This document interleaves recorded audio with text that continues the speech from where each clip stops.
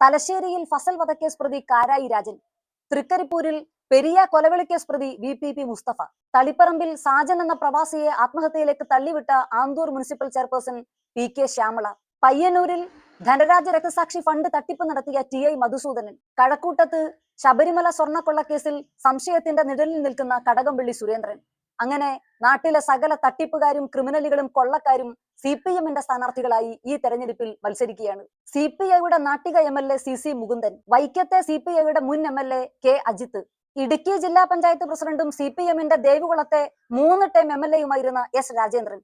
ഇവരൊക്കെ ഈ തെരഞ്ഞെടുപ്പിൽ മത്സരിക്കുന്നത് BJP-യുടെ താമര ചിഹ്നത്തിലാണ്. സ്ഥാനാർത്ഥി നിർണയവുമായി ബന്ധപ്പെട്ട് കോൺഗ്രസ് പാർട്ടിക്കകത്ത് ഒരുപാട് തർക്കങ്ങൾ ഉണ്ടായിട്ടുണ്ട്. ഒരു ജനാധിപത്യ പാർട്ടിയിൽ അതൊക്കെ വളരെ സ്വാഭാവികമായിട്ടുള്ള കാര്യങ്ങളുമാണ്. സംഘടനാ ചുമതലയുള്ള AICC general secretary Shri KC വേണുഗോപാലിന്റെ നേതൃത്വത്തിൽ എല്ലാ തർക്കങ്ങളും ചർച്ച ചെയ്ത് പരിഹരിച്ച് കോൺഗ്രസിന്റെയും UDF-ന്റെയും മുഴുവൻ സ്ഥാനാർത്ഥികളെയും പ്രഖ്യാപിച്ചു കഴിഞ്ഞിരിക്കുകയാണ്. ഹൈക്കമാൻഡും ശ്രീ KC വേണുഗോപാലും നടത്തിയ ഇടപെടലുകളിലൂടെ ഭരണവിരുദ്ധ വികാരത്തെ വോട്ടാക്കി മാറ്റാൻ കഴിയുന്ന സുശക്തമായ ഒരു പട്ടികയുമായി കോൺഗ്രസും UDF-ഉം തെരഞ്ഞെടുപ്പിന്റെ ഗോധയിൽ സജീവമായി കഴിഞ്ഞിരിക്കുകയാണ്.